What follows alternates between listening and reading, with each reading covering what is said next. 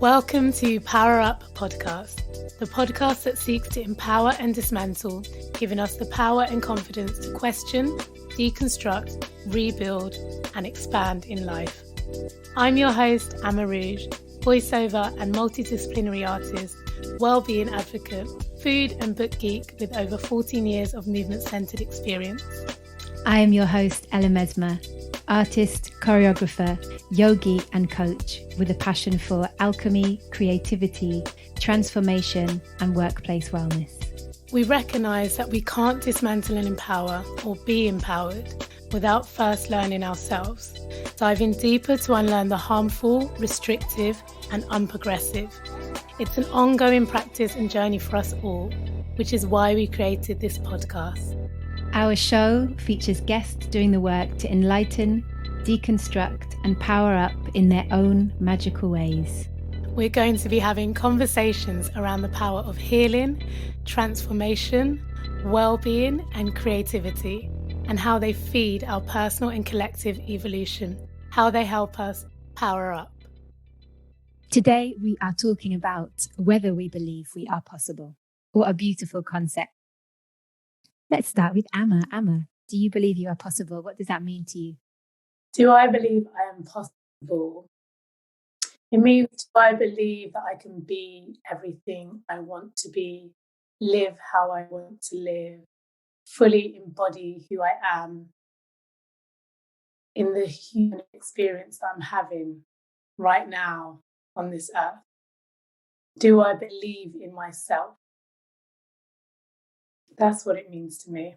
Awesome. And do you believe in yourself, beautiful being? I do now, but I haven't always. And it's still a journey. It's still something I'm working on. It's something I have to consistently work on. And I think there are different kind of degrees of believing in yourself or different scales. And I feel like I'm always arriving through those scales. So yes, I believe in myself. And I think that's a continuous journey. Me too. I think it's been such a journey to get here, to get to the place of believing.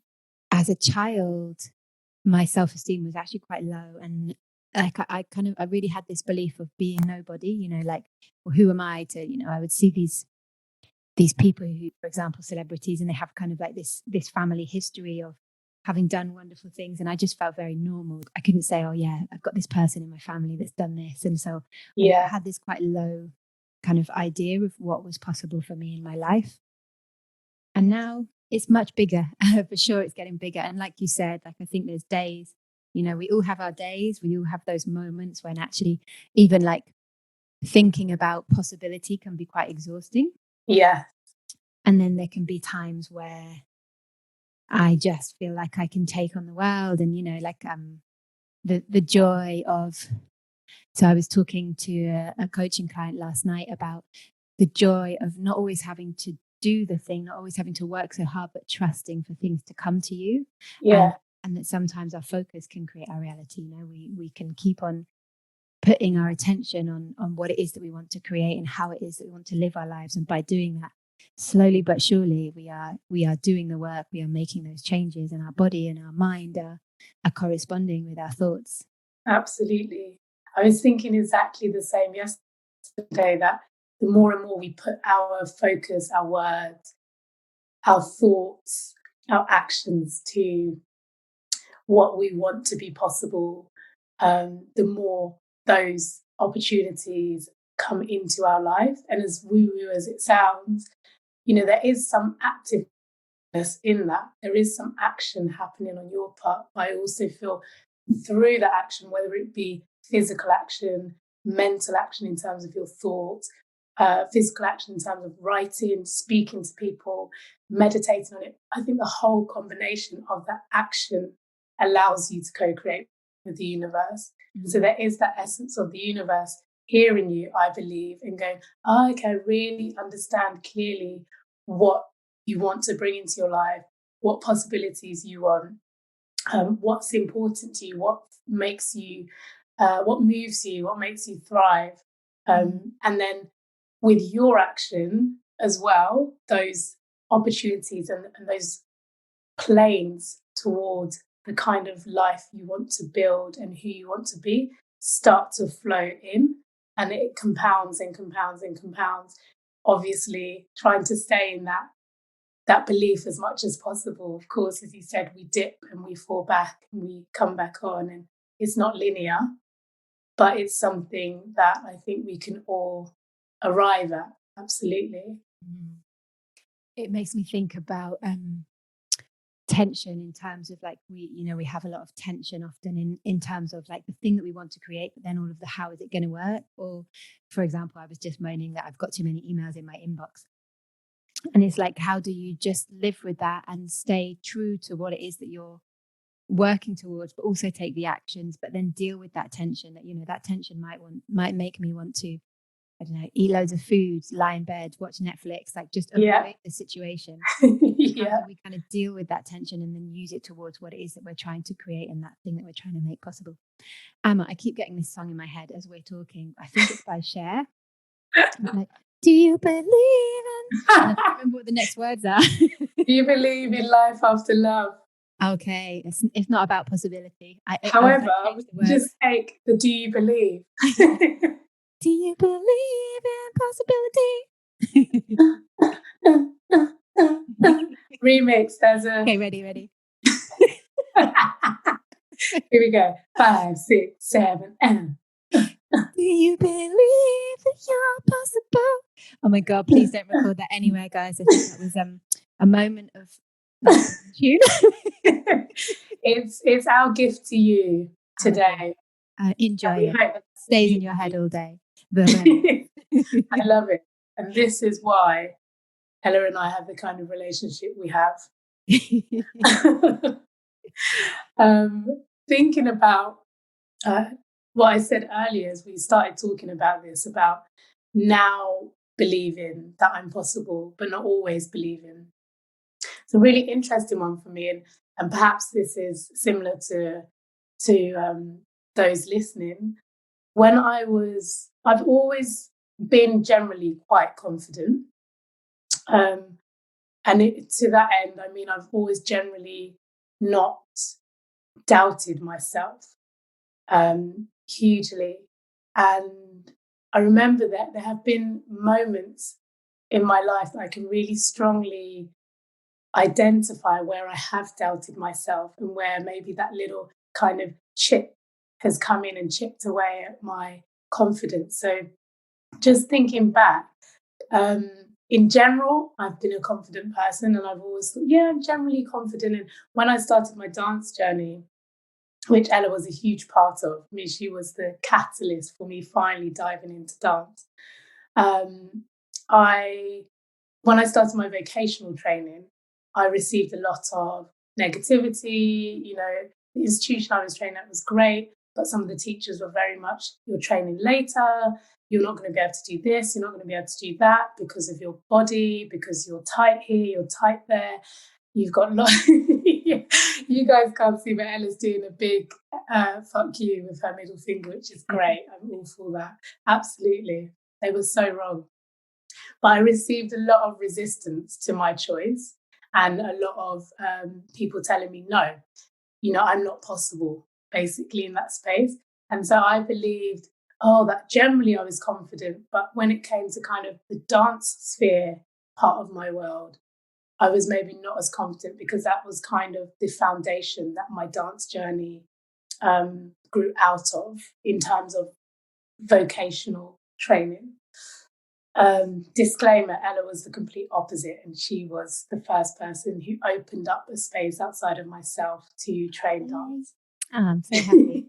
Yeah, it's very important to say that, because I think we can get wrapped up in kind of institutions and the people who make the rules and whose voice is the loudest and whose carries the most currency. But actually, I think it's also about recognizing everyone who's around you and those who believe in you and amplifying their voices.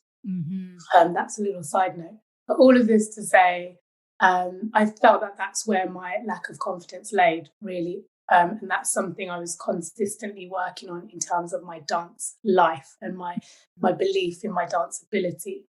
Yeah. However, looking back recently, in preparation for today's episode, I realized that there have been other moments where I have doubted myself or questioned my ability. One of those being when I transitioned from primary school to high school, so around 10, 11.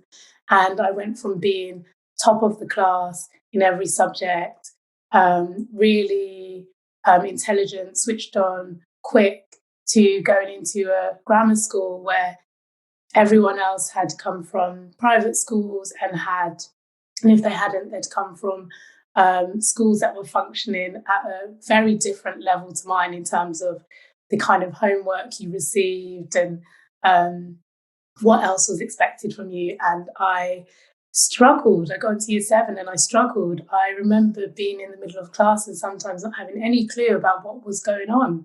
And suddenly going from being top of the class to being somewhere in the middle and also having copious amounts of homework every single night and just not understanding how to fulfill all of that homework with the time I had every evening. And that was a huge moment for me where my confidence and my ability was questioned, where I questioned it. And then again, there was a moment in uni where I had that happen as well. So actually, I do think that we sometimes can have this idea of who we are, but it's really important to revisit ourselves at different stages in our lives to understand where some of the roots of our disbelief in ourselves may have come from or may have begun, and see what we can do to almost reconcile them. Yeah. So we can move forward and move into believing we're possible. It makes me wonder, like you saying that about those kind of moments of difficulty. And so when I kind of look at, so one thing I find when I look back is there's definitely bits of time that I've kind of like blocked out. I just don't remember.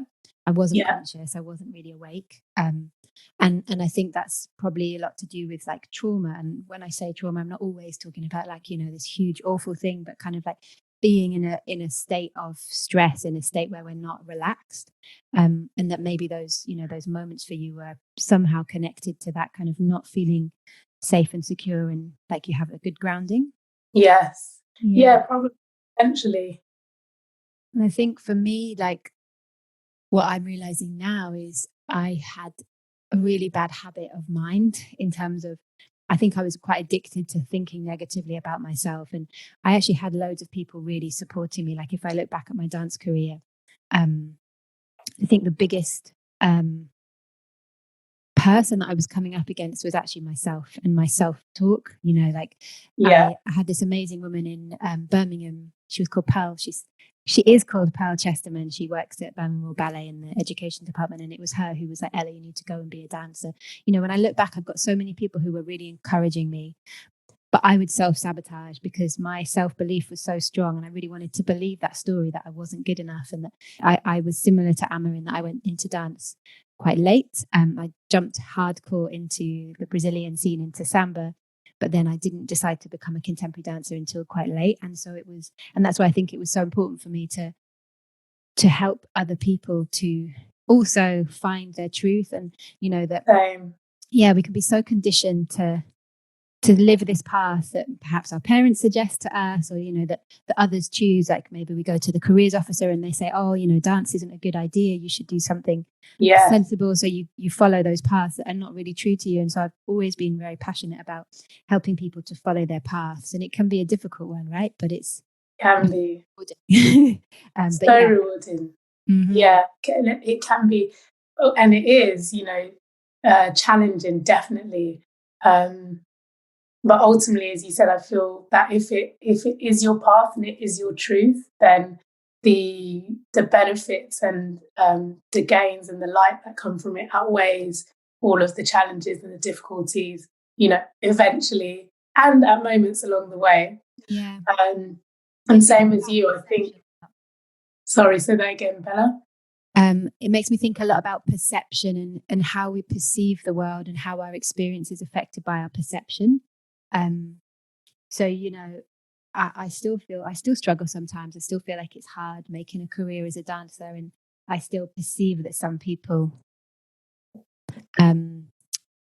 you know, I can have those days when I think that I'm not welcome on the scene or that I'm an imposter. So I've really done a lot of work on this imposter syndrome. I'm in terms of the Enneagram, I'm a number 4, which is the not belonging belief. So it's like a thing that I have to constantly work with and bring into question when I perceive something where I don't belong or people I'm not welcome, you know, all these stories, and then actually flip out of it and go, well, what evidence do I have for that? Actually, none. It's just in my imagination. What's the point in imagining a situation that's not pleasant? Why don't we train to think positively and to have positive self-talk? Absolutely. And actually that brings us really nicely onto something else I wanted to focus on, which is how do you manage or how do you cope when you're feeling unconfident? So when you're in that kind of space, how do you manage that? Great question, Amma. I think there's multiple parts to this answer. Like, one for me for sure is meditation and taking that time to be with yourself and listen. Like I said about earlier, not always remembering, not always being conscious, like really being conscious. I think when we know what we're going through, when we know what we're thinking, we can also be rational with it rather than it kind of like making us behave in certain ways without having a conscious understanding of why you're doing something. So important.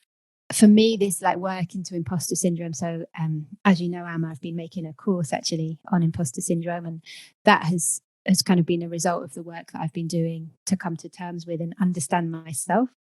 But also I love to use art, like this solo that I've been working on recently. Papillon is really looking at those concepts, and I love to use art to kind of work with the questions and the difficult stuff that we're going through, you know. So I think art can be a beautiful therapy as well. And then I guess my answer would be around awareness, like that we can make a choice. Just because we feel something doesn't mean it's true, and doesn't mean we have to take action in that way. So distinguishing between the feelings and what's true, what's our essence, who we really are without all of those stories, and kind of like listening to our intuition or our inner wisdom about that. Yeah, absolutely. I agree. So I think it's really important to distinguish between the feelings and yourself, and to really gather that understanding that we are feeling something and we're experiencing something, but we are not those feelings and we are not necessarily that experience. And I think that's something that's only really started to land with me this year, because it's something I've heard before, I've read about before, but to really understand it and not embody the feelings or the experience as one. And as you said, to then not be carried along on this spiral or spiraling of all these emotions and feelings, you know, and almost sink down into a really low vibrational space because of them, but to be more aware and to be conscious of what's actually happening. So to be able to almost step sideways from it, step separately, and be able to say, okay, I understand that all of this is going on, and it's probably going on because of X, Y, and Z. And therefore, this is what I need to do to help myself feel better or to move into a higher vibration. Or as you said, it links to this belief that I have, or this story I've created about myself. And we will talk more about restrictive beliefs. We'll talk more about stories and how they restrict our growth and how possible we believe we are in future episodes. And as well as Enneagrams, as Ella mentioned. But I think for me, similarly to you, it's about slowing things down and identifying what has made me feel that way, and then looking at it and going, one, is that feeding a story or a belief that I have about myself? If it is, then I know that I'm effectively making it up.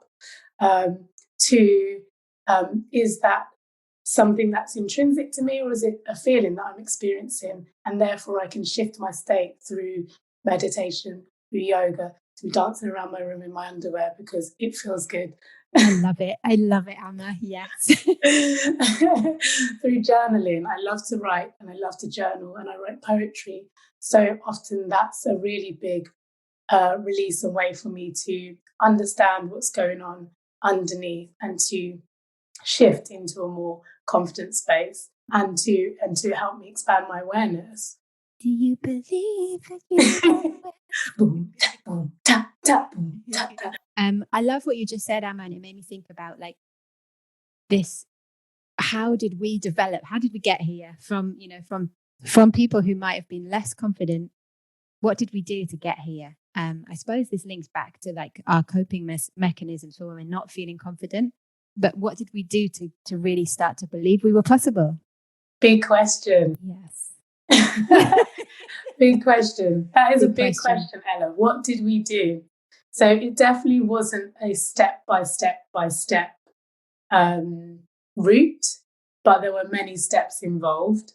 I was just thinking, like, for me, the biggest one. So there was a point, I think it was in 2017, when I realized that my name Ella means complete. And it was like this, I was like, oh my God, all this searching, all this thinking that we have to fix ourselves outside. And it was this moment of like coming back home to I am whole. And knowing that it's not about what we've done. It's not about like the achievements or what we're doing on our day-to-day basis. It's about knowing that we are whole and coming back home to who we are and being okay with that, falling in love with our essence again, remembering who we are. Beautiful and so poignant. If you are listening, you might just want to rewind and just listen to that again a few times. You might want to incorporate that into a daily mantra. So I love finding out what people's names mean, because I think there's something so beautiful in when we step into our name. Yeah, absolutely. And actually referencing something you said at the beginning about ancestors and lineage, I think something that's always helped me is remembering the lineage of women that I come from. I love you. I love you. Tell us more, the lineage of women. Yes, the lineage of women that I come from. So really, when I'm in those spaces where I'm really questioning how possible I am, I think back to, well, firstly, my mum and her journey, moving to a completely new country at the age of 26, building a whole life, raising 3 children, completing a degree. Did she give birth to her children in the UK, or did she come with children, or did she give birth to them in the UK? She gave birth to them in the UK. So she came to the UK, single, solo, met my dad here, had each of us, and built a whole life for herself, managed to buy a house, raise a family. Big up now. Yeah, complete big ups, completed a degree in her 50s, something she'd always wanted to do. Wow. After not being in education for 30 plus years, which is a really scary space to then re-enter. What was her degree in? Law. So she completed a law degree. So she's a huge inspiration to me. And then going back beyond her, my grandma, who similarly was just a complete matriarch. And sadly, I never met her, but everything I've been told about her, she really was the incubator for her family. She created out of nothing. She was an incredible woman. And her mother also, and who I found out was an artisan, and who crocheted clothing and secured a contract with one of the biggest department stores in Ghana at the time, and used to supply them. That's amazing. It's amazing, right? And so and they've all overcome as well really epic health issues as well. So it just, when I think back, I just go, actually remember where you come from. Remember the women you come from and what they've managed to build and create and overcome. You are so possible. It's in your blood before anything else. It's present. And also I was premature and I was born 3 months early. And it was very questionable as to whether I would survive. And not only did I survive, but I have thrived and haven't had any kind of ailments or any health issues as a result. And so I then have to also remind myself, you are so possible. You are so possible inherently before any other self-work. So for me, I think that's the first place I go back to. So beautiful. You've made me wonder, like, maybe we can get Na on the show one time. It'd be amazing to hear about her life, and maybe we'd even get my Ma on the show one time. That would be amazing. Do an episode with the mamas. Yeah. Love it. Well, I definitely believe you are possible, and I believe that I am possible. You, the listener, are also possible, very possible. You are 100% possible. You just have to believe it. And within that statement of believing it, of course, there's a lot that goes into that, as we've been talking about today. But the first step is choosing to accept that you are possible, even if you don't believe it. Accept it. It's our gift to you. You are possible.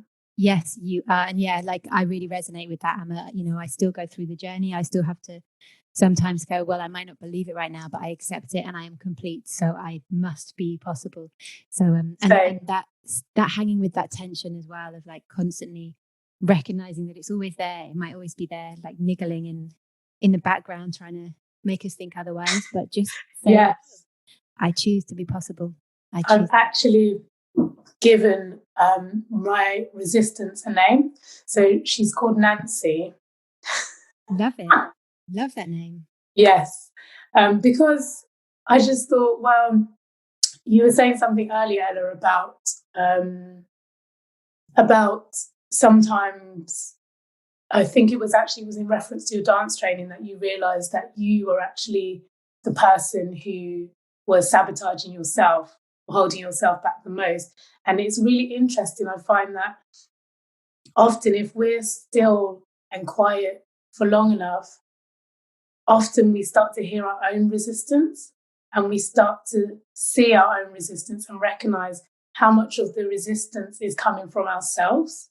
And I think if we can start to understand where we're resisting, why we're resisting, and start to surrender and give ourselves to the process and go, do you know what, actually, maybe today I'm just going to try another way of thinking. I'm just going to accept that this way is viable and continue to do that. I think as we do that, we more and more have things that are revealed to us about ourselves and about our journeys and about our beliefs. And as things are revealed to you, you can work on those areas while still taking forward action. And then what tends to happen is you start to work on those areas, you start to have breakthroughs, you start to have revelations, you understand yourself a bit more, and you're able to move forward again. And remembering that you're still moving as you're doing this. And then that leads you to more revelations, and you repeat. And I think what happens eventually is that you move closer and closer to your true self, or your higher self, your best self, however you want to think about it. And in doing so, you start to believe more and more that you're possible. And I think if we think about how powerful the mind can be negatively, well, how flipping powerful can it be positively? You know, if you give yourself permission to go for it and be possible, like, look at the magic you're going to create. Absolutely. And you will physically experience some of that magic as well. I think, we're talking a lot about the mind, and that's because we know how much power the mind has in terms of thoughts leading to words, leading to actions, leading to your physical life experience. So it is super, super important. And I think you start to see that when you make different choices in your mind, in terms of your thoughts and your words, then you start to see the positive benefit of that in your actions, and also in your life, in your physical life experiences. Your experiences start to change. And actually, I think that there's something about experiencing things in your life that you've always wanted to experience as part of your possibility coming to fruition that propels you further forward. So much.